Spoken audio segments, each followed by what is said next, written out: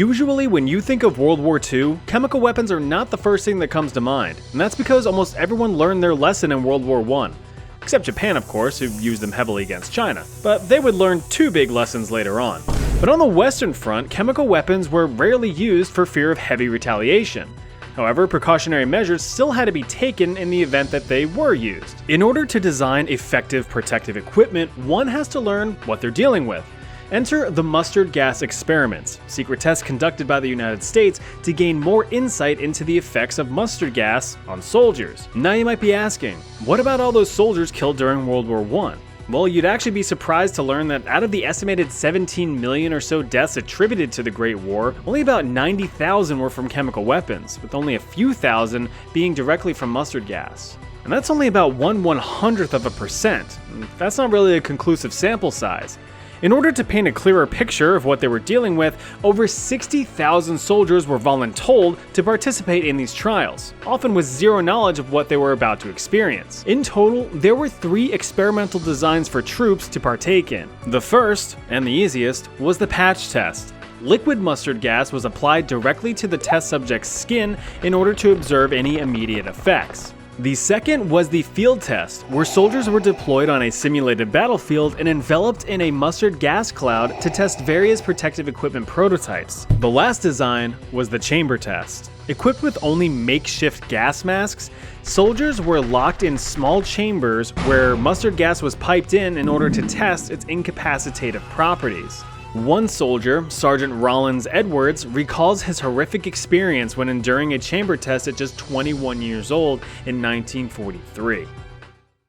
And it was just one little hut there. And they told us all to go in there, but don't put on your gas mask until you smell gas. And we all went in there, and I heard when the latch closed, it had a bar outside the door. It was plywood.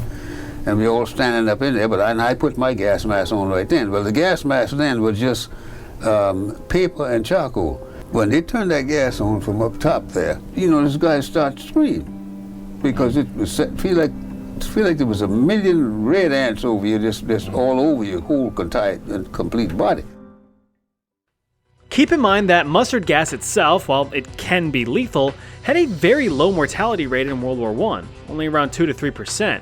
Its main purpose was to incapacitate rather than kill, and it was great at its job. But it was the British who decided to kick things up a notch with lewisite, a deadlier alternative to mustard gas. This was an arsenic-based compound capable of damaging your DNA on contact. Skin would blister, and your respiratory system would likely fail.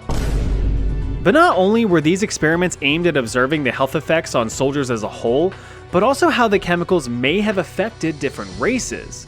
Black, Puerto Rican, Japanese, and white soldiers were tested separately, with the white soldiers being the control group, meaning that they were the baseline to compare to. If there was enough evidence to suggest that one group was more resistant than another, well, guess who's going to be sent on the front line? Of course, in the end, no such conclusive evidence was ever found, so good job with that one. Any soldier resisting participation was threatened with dishonorable discharge and jail time for failure to obey commands. During these experiments, soldiers were subjected to agonizing pain and trauma, which resulted in permanent physical and psychological damage for the rest of their lives.